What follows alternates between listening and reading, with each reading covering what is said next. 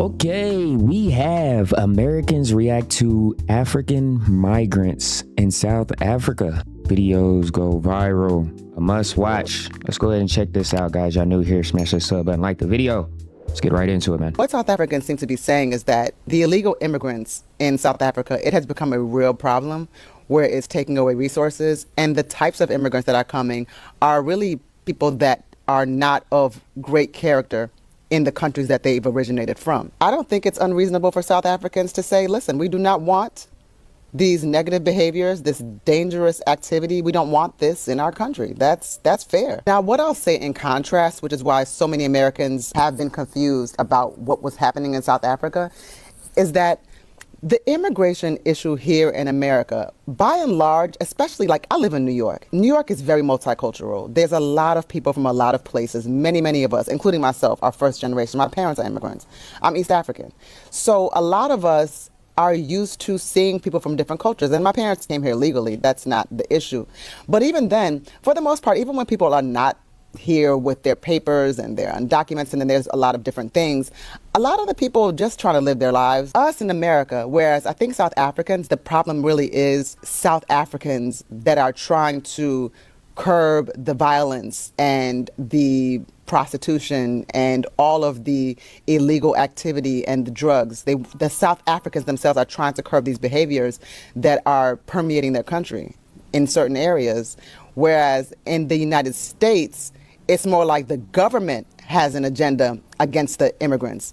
Bruh, I've been preaching. Hey, she's saying everything I've been saying, dog. Everything that's coming out of her mouth is exactly what I've been saying, dog. Word for word, bar for bar. If the government didn't have such a heavy hand in terms of how they're viewing illegal immigration, as Americans, I think most people, because they're not so directly affected on a day-to-day basis, most people probably would not be thinking about this as an issue that affects their day-to-day at all. And I am not offended by anything on social media. I really just don't care. So the people that just automatically have this hair trigger reaction and that want to be mean and saying stay out of our business, I mean, that's fair. You know, that's very fair. I'm not owed anything, and I don't pretend like I'm owed anything. But if that's how you want to interact, like, you're not going to get that from me. I don't come here to argue with people, and my default is not to argue with people. And I never really understood that, how everybody on social media just it's the default is to be contentious. The default is to be combative. The default is to be argumentative. Now she's cooking, y'all.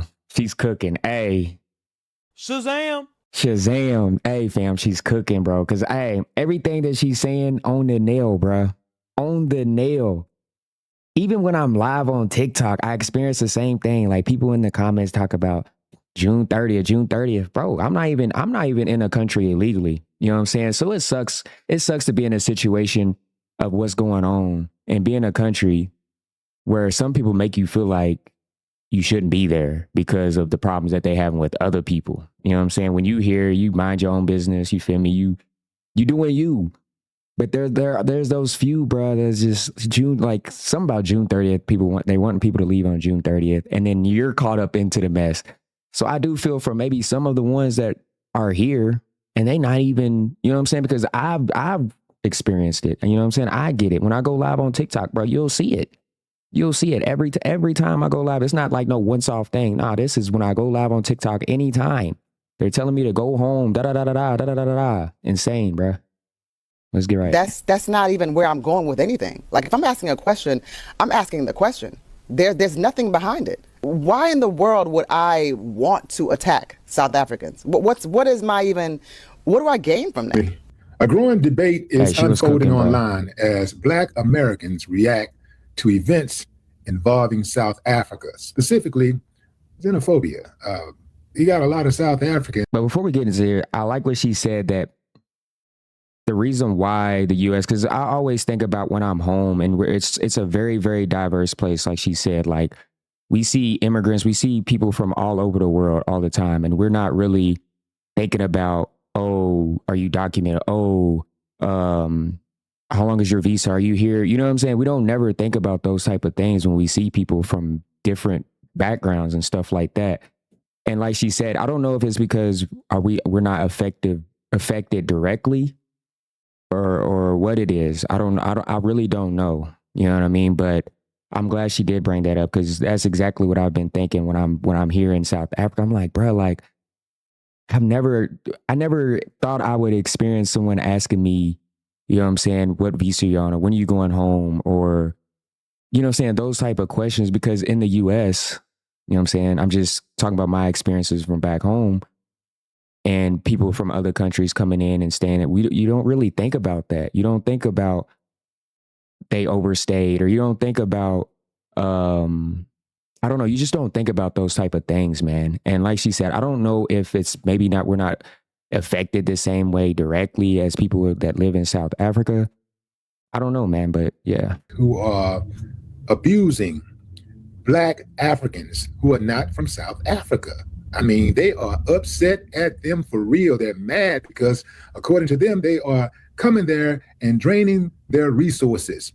Yeah, so they jumping on them, fam. They beating them up, doing all kinds of stuff to them. Now, my question is this.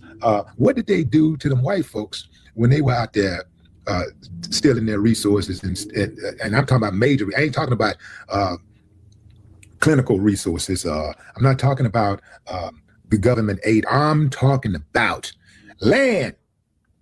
Yeah, what about that? You know, what did they do about that? So I just wanted to make sure, fam, I wasn't the only one out there, you know, with this mindset, because I do not understand how these people can allow others to do them any kind of way and they can bow down. Even right now in South Africa, there's a whole lot of Black people in South Africa. They can't even go to certain neighborhoods without getting jumped. Yeah, they can't go to certain neighborhoods that are not Black without getting jumped. But they're swinging on their own people. They got a lot of vitriol for non-South Africans. Yeah, fam. Non-Black South Africans. The Nigerians know that they're problematic. They agree that they are problematic in every country. So I'm in London right now. And yesterday I had an interaction with some Nigerians. Well, since I've been here, when I come across Nigerians, especially all Africans, they keep asking me about the xenophobia in South Africa. But yesterday I had a maybe 1 hour long banter with 3 Nigerians, 2 males and 1 female. First of all, Nigerians know what they're doing. Guys, they know that they're problematic. They know that they go to countries and they are causing problems. What they have a problem with is something being done with them being problematic. You know, that's what they have an issue with, is that whenever they're problematic, nothing should be done. But they realize, they say, like half of the time, most of the time in that conversation, they were saying that they know that they are doing something wrong. But South Africans shouldn't do anything about it. It must be the authorities that must do something about it, not the actual South Africans. You know, South Africans have no business in taking action. Okay, so in this back and forth that I was having, the 2 males were the ones where they're saying that South Africans shouldn't be doing anything to Africans in South Africa. Whether they're doing something wrong or not, it shouldn't be the South Africans that are doing something. It must be, you know, the authorities. The lady was saying, but they shouldn't be doing something wrong anyway. Why are they not in their country doing something wrong in their own country? Why are they going to other countries doing something wrong, right? Now, I had to come in and say, guys, first of all, you must realize that people are tired. You know, these are normal people. Most of the people that are retaliating or taking action, because people are not really retaliating, they are really taking action, are people who are, in most cases, underprivileged. They don't have the privilege of having to, you know, make things happen quick. You know, they've had it, they've had enough. You know, and most of these videos that they are showing, the videos that they were showing me, are people that are like in the ghettos. You know, those are the people that the authorities are not listening to. The authorities are not taking care of them, and they are tired. They are tired. I even made an example and I said, listen, you know, there are so many foreigners in the townships that have spaza shops, and these spaza shops apparently, allegedly, have been selling expired food to kids. Kids have died. Do you think that a mother who has lost 3 children is going to wait to go to court and follow like the law proceedings that take longer when things continue to go wrong, when people continue to lose their children? At some point, the community is going to take matters into their own hands because things can be slow, And also, I just want to point out, a Nigerian living in the UK, a Nigerian living in London is not the same Nigerian that we have in South Africa. I even pointed this out. I said, here in London, you guys are well behaved because you know that the minute you don't obey the law here, your visa is revoked, you go to jail. But in South Africa, we have a lot of undocumented, illegal Nigerians who are there, who cannot be traced. And even if something happens, the law or the authorities won't take action sooner. That's the problem that we are having. Why is it that you are so well behaved in the UK, but you're not well behaved in South Africa? So it was a long back and forth banter, but at the end of the day, guys, let me tell you this, Nigerians are just very nonchalant. I even mentioned, Guti, you guys are having children being kidnapped. There's 50 children right now in Nigeria that are being kidnapped, babies or kids. Nobody's talking about that. There's a focus on South Africa being xenophobic. You guys are focusing on the attacks. Why are you guys attacking Africans? Aren't those children that you traffic, aren't those children that whatever that has happened recently to the children, aren't those African children? Are they not African children? So this whole thing of the xenophobia, in conclusion, South Africans being xenophobic, I just feel like Nigerians, and I'm not talking to all Nigerians, I'm talking to the specific ones, the ones that are wrong, the ones that are doing the wrong things. Nigerians feel so entitled. They feel so entitled to what's happening in South Africa, the government taking care of South Africans.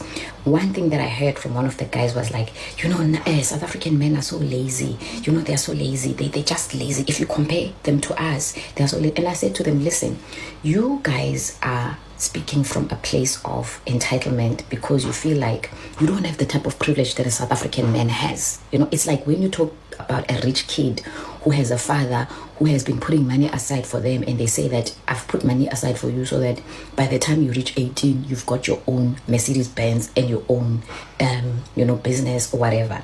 And then you start saying, oh, this child is so lazy, this child. If there's means for you, there's no need for you to be working hard. The reason why you guys have to work this hard is because your government doesn't give you anything. You run away from your country because of your government. So you cannot be blaming South African men for that. They are not lazy. They are not lazy. In their country, they work. In their country, they have the privileges that you don't have. So this is my take on this South Africa xenophobia thing from London, The Nigerians, they do say that they are wrong, but the South Africans shouldn't do anything about it. The civilians shouldn't do anything about it. It must be the authorities that must. I agree with that because I understand like they can't wait around and just wait for the government, but they shouldn't have to. It shouldn't come to the point where they have to do anything. The government should already step up and do what they're supposed to do. You know what I mean? So that's why I agree, but then I don't agree because are they supposed to wait? You feel me? But I just feel like they shouldn't have to be in a position where they have to do anything. I think that's the real way of saying, you know what I mean, what should happen. They shouldn't be in a position where they feel like they have to take matters in their own hand. The government should already be, doing their job and controlling the situation and doing the proper things to keep the country safe. That's how I feel. Take action. Let me know when I watch you think. Yeah, that's how I feel, man. That's the end of the video. But look, man, let me know y'all thoughts. You feel me? This has been going on for the whole of 2026, really. You know what I'm saying? This has been the conversation. I've been kind of staying away from it. You know what I'm saying? Sitting back, but I don't know. It always comes to me. Definitely on my TikTok when I go live. But hey, those are my thoughts, man. Because every time I go live on TikTok, you guys are asking me what my thoughts are on this whole situation.